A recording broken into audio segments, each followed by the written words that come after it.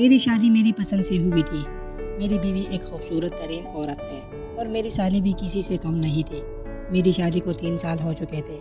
میری بے تکلفی میری سالی کے ساتھ کافی زیادہ تھی۔ میرا سسرال پٹھان فیملی سے تعلق رکھتا ہے۔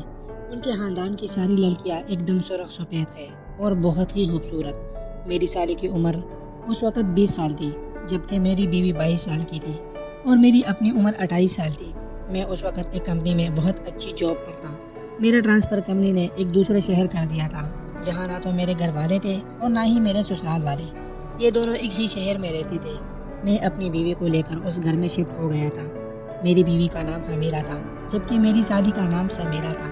ایک دن میری بیوی نے مجھے بتایا کہ وہ سمیرہ کو یہاں بلوا رہی ہے، وہاں گھر میں کچھ پرابلم ہے اور سمیرہ کافی ڈسٹرب ہے۔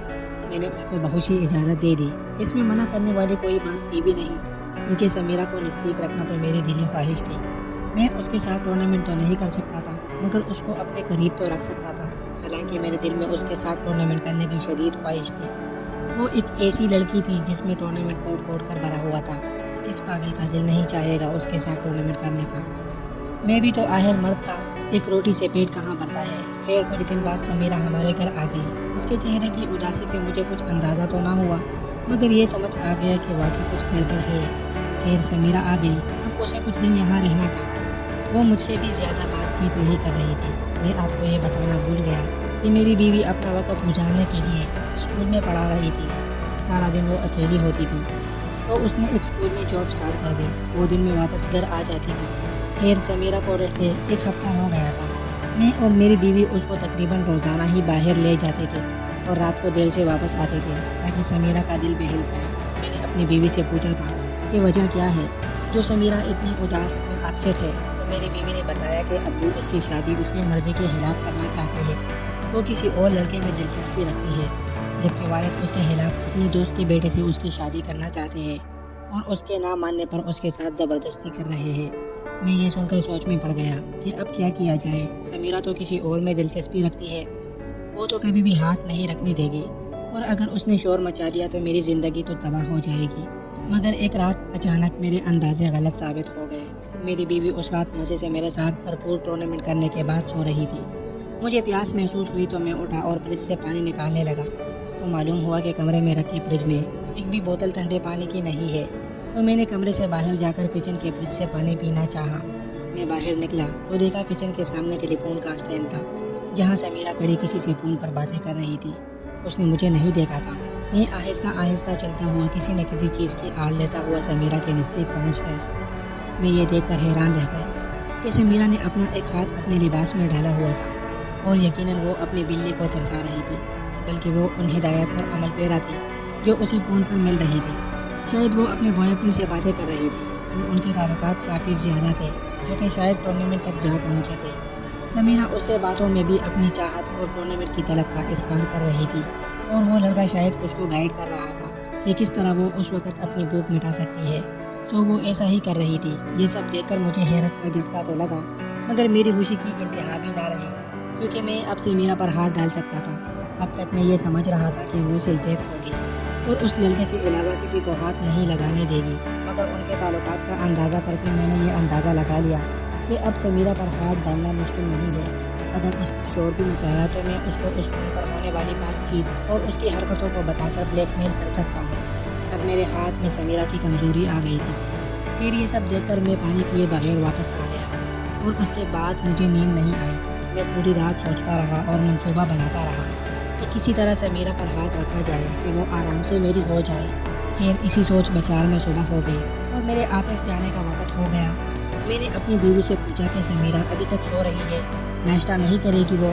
اس نے جواب دیا، ہاں پتہ نہیں ابھی تک سو رہی ہے، شاید طبیعت ٹھیک نہیں ہے، میں دیکھ لوں گی، آپ ناشتہ کر کے آفس جائیں، مجھے بھی دیر ہو رہی ہے اسکول سے۔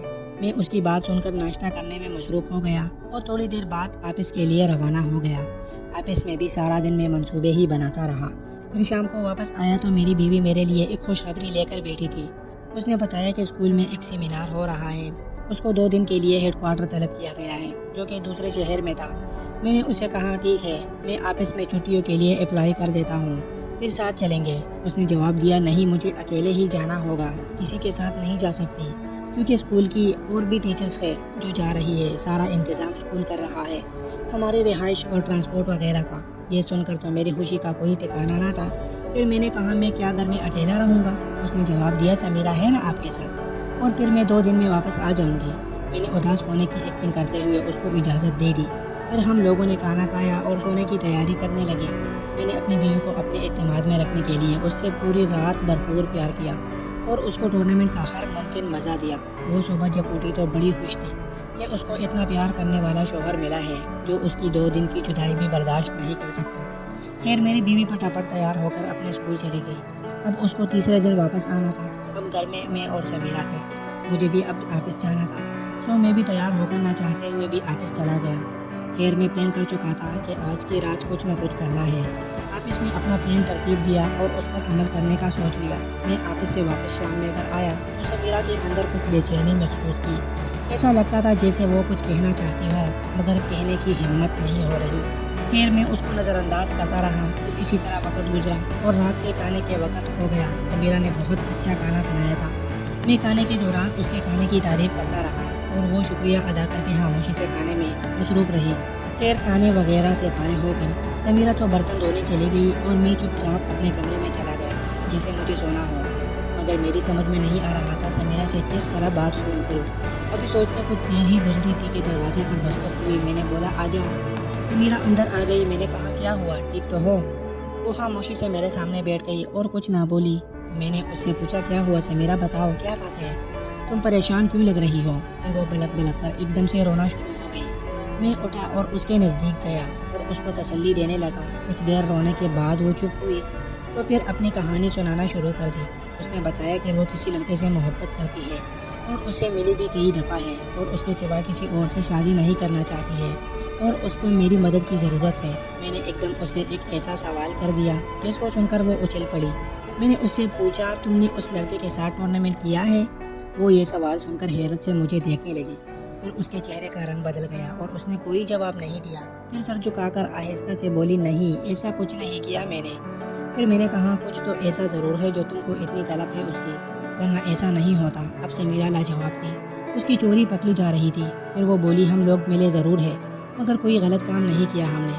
پھر میں اس کو باتوں میں لگاتا رہا اور آخرکار میں نے اگلوا لیا کہ ان دونوں نے کی ہے۔ تو اب باری میری تھی اپنا پتہ چلنے کی۔ میں نے پوچھا تمہیں بہت طلب ہے اس کی؟ سمیرہ نے کہا جی، اگر میں تمہاری یہ طلب پوری کر دوں تو؟ وہ میری بات سن کر اچھلی ایسے جیسے کسی شام کو دیکھا ہو اور حیران نظروں سے میری جانب دیکھنے لگی۔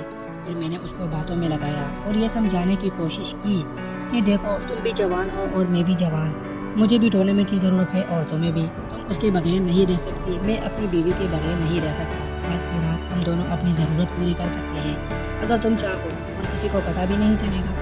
وہ پٹی پٹی نظروں سے مجھے دیکھتی رہی اور کچھ نہ بولی۔ پھر میں نے دوبارہ اسے یہی سوال کیا مگر اس نے کوئی جواب نہیں دیا، مگر سر جھکا کر بیٹھی رہی۔ میں اس کے پاس سے اٹھا اور کہا تم اپنے کمرے میں جاؤ اور سوچو، پھر اگر تم راضی ہو تو آ جانا، واپس نہیں تو سمجھ لینا ہمارے درمیان کوئی بات نہیں ہوئی۔ یہ کہہ کر میں اپنے بیڈ پر بیٹھ گیا۔ وہ بھی خاموشی سے اٹھی اور کمرے سے باہر نکل گئی۔ اب میں سوچ رہا تھا کہ جو پتہ چلا ہے وہ سر ہوگا کہ نہیں۔ ایسا تو نہیں کہ یہ رات خالی جائے گی، لیکن تقریباً آدھے گھنٹے بعد ہی میرے دروازے پر دوبارہ دستک ہوئی۔ میں خوشی سے اچھل پڑا اور جا کر دروازہ کھولا تو دروازے پر سمیرہ سر جھکائے کھڑی تھی۔ میں سمیرہ کو دیکھ کر خوشی سے دیوانہ ہو رہا تھا۔ میں نے سمیرہ کا ہاتھ پکڑا اور اس کو اپنی جانب کھینچ کر اپنے ساتھ لپٹا لیا اور مضبوطی سے جکڑ لیا۔ سمیرہ بھی مجھے اپنی باہوں میں جکڑ چکی تھی۔ اس کا نرم وجود محسوس کرتے ہی میرے طوطے میں حرکت شروع ہو گئی۔ میں نے سمیرہ کو اپنے ساتھ لپٹائے لپٹائے اندر کھینچ لیا اور روم کا دروازہ بند کر دیا۔ پھر میں نے اس کو خود سے الگ کیا اور اس کی طرف دیکھا تو ابھی تک نظریں نیچے کیے ہوئے تھی۔ میں نے دونوں ہاتھوں میں اس کا چہرہ پکڑ کر اس کے لبوں پر ایک پپی کیا۔ وہ بھی میرے پپی کا جواب دینے لگی۔ ہم دونوں نے مدہوشی کے عالم میں خوب 2-3 دفعہ ٹورنامنٹ کیا۔ 2-3 بار ہلاس ہونے کے بعد سمیرہ گرنے ہی لگی تھی کہ میں نے اس کو پھر سنبھالا۔ اب وہ کڑی رہنے کے قابل نہیں تھی۔ میں نے اپنے طوطے کو خالی کر کے اس کو اٹھایا اور لے کر واپس بیڈ روم میں آیا اور جو جوس اور فروٹس رکھے تھے وہ اس کو بھی دیے اور خود بھی کھائے۔ وہ بالکل مدہوش ہو رہی تھی۔ اس کو اندازہ ہی نہیں تھا کہ وہ کہاں ہے اور کیا ہو رہا ہے۔ ذرا دیر بعد اس کے دماغ بحال ہوئے تو اس نے کچھ کھایا اور جوس پیا۔ پھر میری جانب دیکھا اور کہا تم بہت ظالم ہو، مار ڈالا تم نے مجھے۔